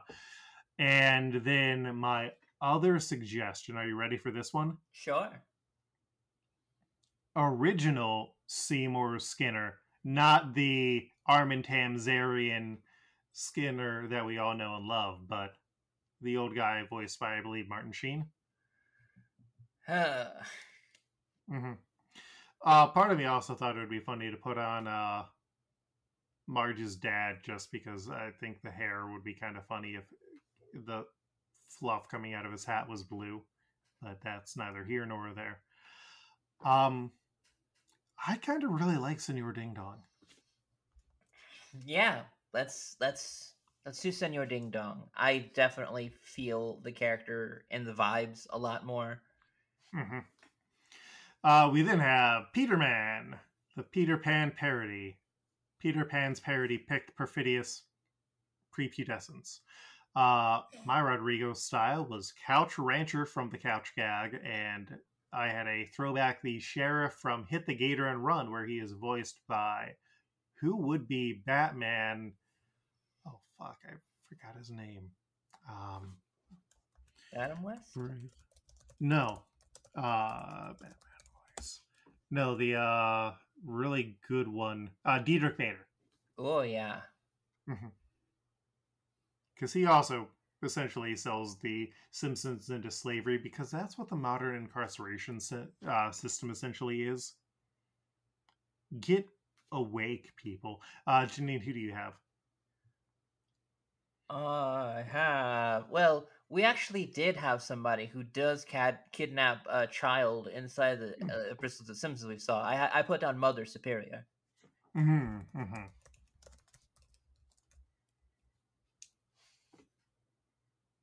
You know what? I think that's a good one if you just want to go with Mother Superior. Yes, let's do Mother Superior and let's put her inside of a fucking bear costume. Excellent. We then have Charlos. God, I fucking hate Charlos. Who do you have for Charlos? I have Devil Hitler Flanders is my Rodrigo style. Because, god damn, you can't just have the devil or Hitler on this guy. You gotta hit him with both of them. And also Flanders is there. I also thought of the worst people inside of The Simpsons. You said to swing big, so I did put down C. Montgomery Burns. And then also, not really a suggestion, but kind of like a way to just kind of like disrupt the system. I'm throwing down Homer J. Simpson. I believe we have used classic Homer. There we have Gold Homer. Yeah, he's Dragon. Oh my god, yeah. Yeah. My Rodrigo side was Judge Potato Head, because Charles has a fucking potato head. And then my wild swing is, who is a character who is constantly grading who we hate, who dehumanizes people in a way and believes that he is better than them for no real reason? Comic book guy. Full-on comic book guy.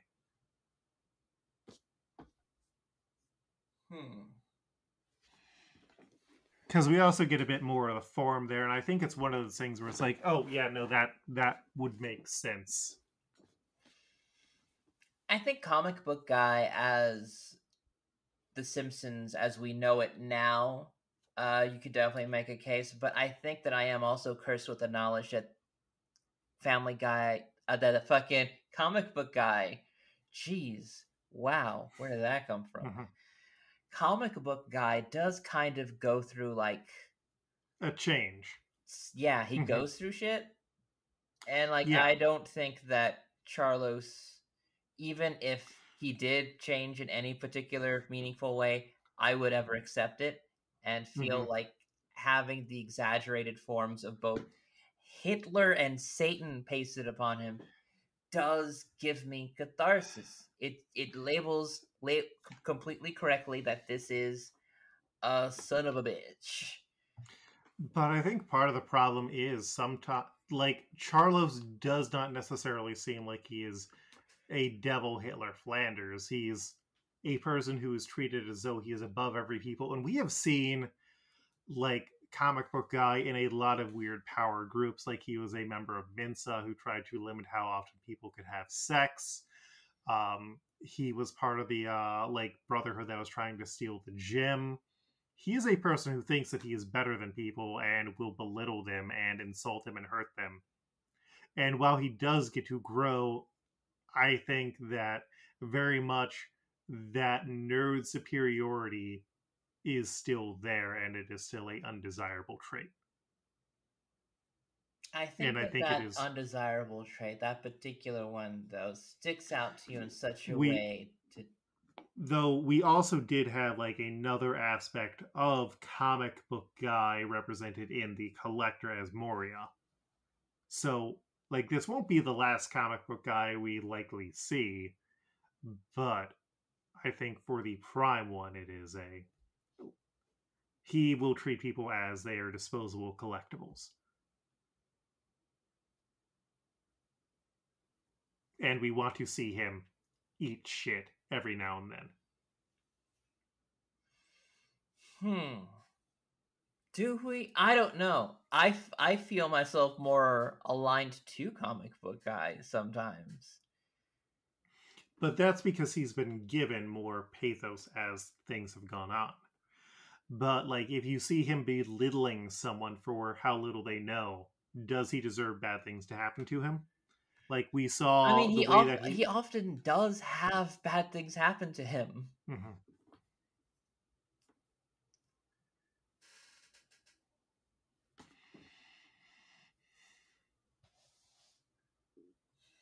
I would be comfortable tabling Charlos for now, and we can get some input from outsiders. That seems very useful. We need to find. We need help finding the absolute shit worst Simpsons character. Yeah, I tried to look up the worst Simpsons characters, and most of what I got in results were I hate Lisa Simpson. Wow, Yeah. man. Mhm. Serious red flag for anyone who hates Lisa. Yes. We then have Mary and Judy, the nurse and fiance who have Charlos inflicted on them. My Rodrigo styles were Tex Avery Wolf and Tex Avery Nurse, and then I had normal Marie Curie as opposed to giant radioactive Marie Curie and William Röntgen, the discoverer of X-rays. Who do you have for these two ill-fated folks? I really like seeing these names together because it reminded me of the Japanese singers Judy and Mary because they had really cute songs. I had Mr. and Mrs. Brady, Marge, and Homer. Mm.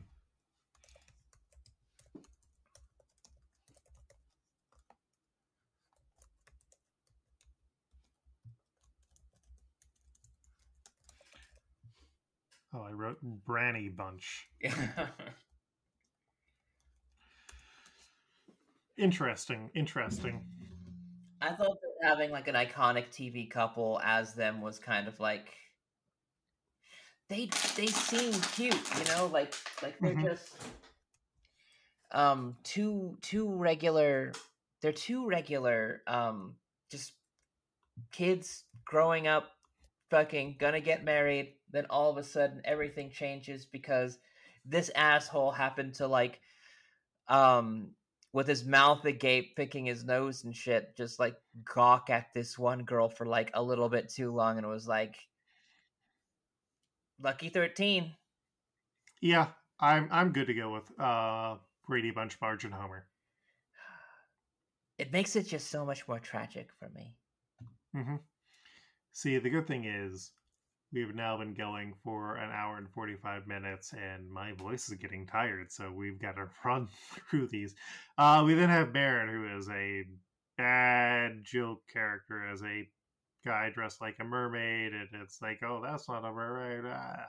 It's a dumb, bad joke. I don't like it. My Rodrigo side was Mardi Gras Agnes, who was dressed as a mermaid. And then, you know who we could just throw into this hell pile of being incredibly forgotten and never talked about again, Janine? What's that? Veronica, the shitty guy who pretended to be a woman to win at golf and then broke Patty's heart. Huh, that's a really good one. That's a lot better than the stuff I have for Baron. Yeah, who you got? I have my Rodrigo style is Mo Sex Doll. And my other pick was Barney in a bikini when Homer tried to think unsexy thoughts. Yeah, do we just want to burn Veronica in this hell? Burn Veronica in this hell. It'll make me feel better. I just figured out who the worst person who we could cast for Charlos is. What's that? Who we would never forgive and who deserves to be punched repeatedly. J.K. Rowling.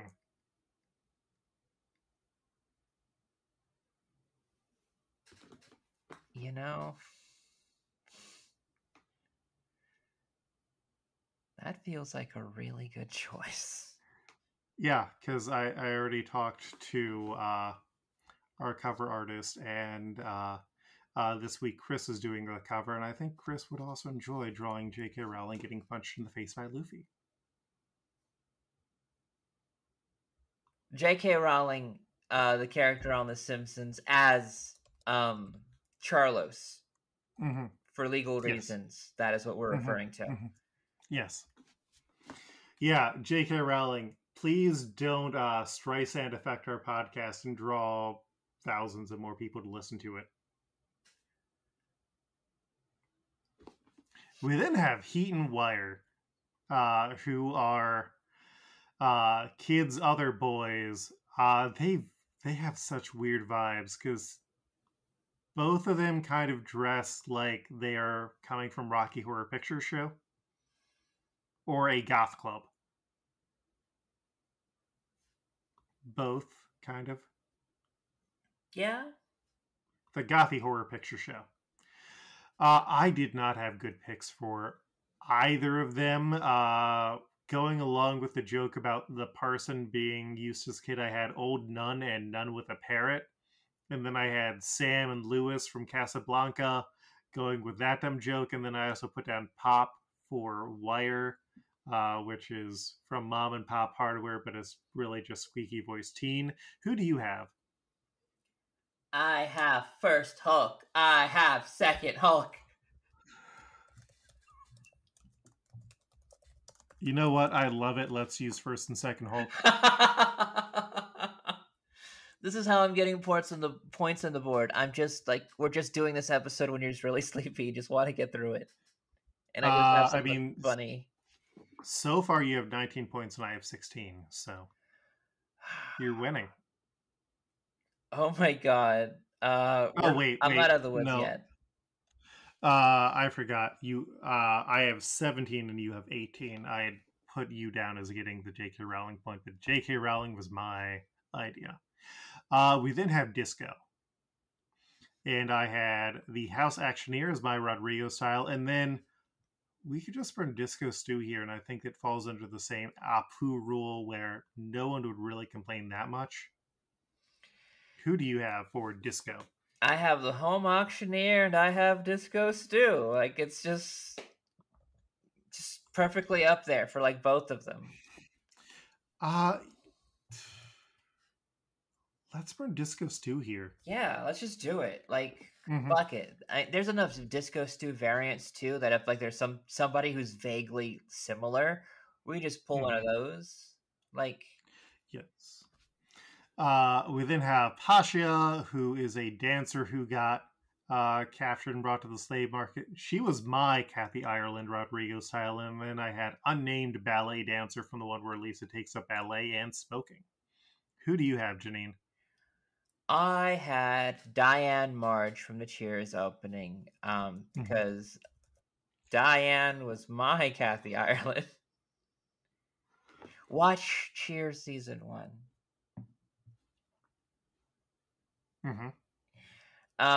That's all I had. Do you just want to use Kathy Ireland here? Let's just go ahead and use Kathy Ireland. They weren't able to get Kathy Ireland. It's okay. I think it was a good bet that they referenced it. All right. And then we have Lakuba, who is the pirate who is also just captured. And this is where my Rodrigo style was Trash Barge Captain, but my throwback is Johnny Stabbo. Oh my god. I forgot about Johnny Stabbo for a while, and so did you. Who do you have, Janine? I have Honeymooners Homer, but I love Johnny Stabbo. Let's go with Johnny Stabbo. All right. Johnny Stabbo. Stab, stab, stab, stab, stab. We then have Stanson, who is a giant. Stanson's going to be important later on. And Janine, who do you have for Stanson? Now, I didn't choose a big guy. I just chose regular guys that would look cool if they were big. And I had to choose people of regal, strong importance, but also workers. So I have the Zamboni King. And I have the Plow King. Interesting. And I know, who am I to pit two kings against each other? But, that's what that's what the podcast's about, baby. I don't know what Janine. this voice is. It's late. And I'm fried. Yeah, you can watch us, or you can just hear us sizzling up like bacon. My throwback choice was Burley, but Janine, for my Rodrigo style, somebody, they told me something important. They warned me that the world was going to trick me, and they said that I am not the brightest person there is. And I saw a girl who was looking kind of stupid because she had her fingers making an L shape on her forehead. Yeah, it's Shrek, motherfucker. Let's get Shrek'd.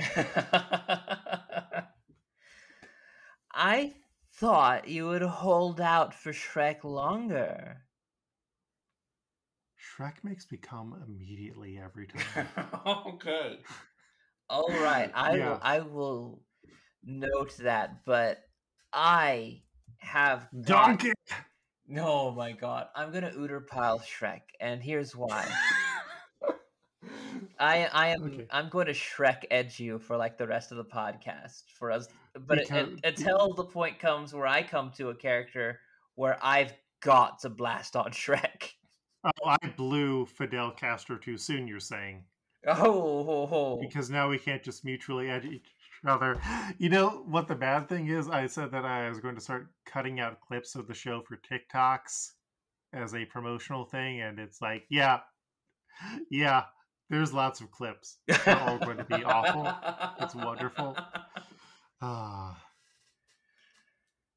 I'm doing a dance on TikTok. I'm talking about Shrek making me come.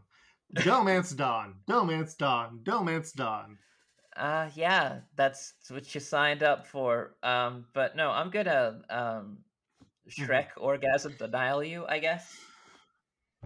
Yeah, you're giving me green balls. Okay, yes, that's exactly what I'm doing. Well, Plow King would be so good. Look at that guy. He's fucking huge. You put a Barney in that thing, You know what? I'll roll with it. And then we have Byron, the last guy who kills himself as opposed to being enslaved, which, yeah, I would not want to work for any of those people willing to bid on human lives either. My Rodrigo side was the mailman, quote-unquote, ghost. And then my throwback was the squeaky voice teen mountain variant who jumped off the mountain when because they canceled Futurama. Huh. Who do you have? Bus parts thief. I don't have anything else. I just chose the fucking most forgettable 2 seconds on screen and never again character ever for someone I felt was basically kind of similar in the anime. Yeah, I actually had Bus Parts Thief on a earlier roll, and then I just was like, "Oh, I've got a better idea." Let's put Bus Parts Thief here. All right. So, are you all up for the Poke Rap? Let's go. Antonio is Tuxedo Salesman. Devil Diaz is Dick Van Dyke Homer. Saru is Rosa Barks. Sharia is Debutante. Rosword is King George. Jean Bart is King Wrong. Minaruba and Kairikin are Tiki Bartender 1 and 2. Shakiyaki is Renee. Jewelry Bonnie Shona Chalmers. Capone Beige is Cookie. Kwan Yogi is James Joyce. Potato is Oscar Wilde. Tots is Bram Stoker. Part is Samuel Beckett. Basil Hawkins is Yami Yugi. Eustace Cade is Groundskeeper Willie. Scratchman Apu's Apu Nahasa Fipa Pedalon. Trafalgar Law is Sam Malone. Beppo is Tabled. Penguin is Discount Mattress Man. Shati is Mattress for Less Man. Urouge is Fidel Castro. Killer is The Mouse. Diaz Drakeson, your ding dong. Peterman is Mother Superior. Charlos is J.K. Rowling. Maury and almost Judy home. are Brady Bunch. Marge and Homer. Marin is Veronica. Heat is First Hulk. Wire is Second Hulk. Disco is Disco Stew. Pasha is Kathy. Ireland. Lacuba is Johnny. Stavo. Stanson's Plow King. And Byron is Bus Part C. Join us in 2 more weeks for the next part of the Poke Rap and far fewer names. Janine,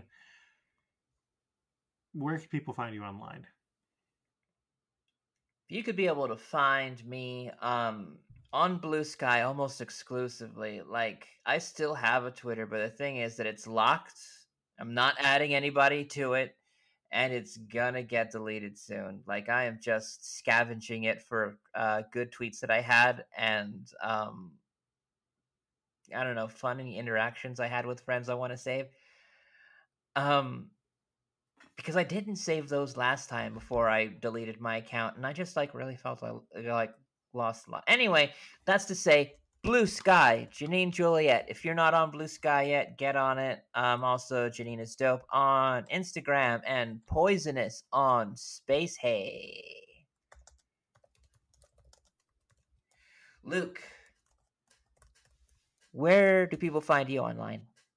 I'm really only on Blue Sky right now, or I also have a YouTube channel. My Blue Sky is Coltreg. My YouTube channel, I believe, is Luke Here It Is, but if you're listening to this on YouTube, you know where that is. You can just find it by looking up DohMance Dawn. I have too many things going on right now, but a lot of them aren't public yet. But I also have a Patreon where if you support that, you support this show. And yeah.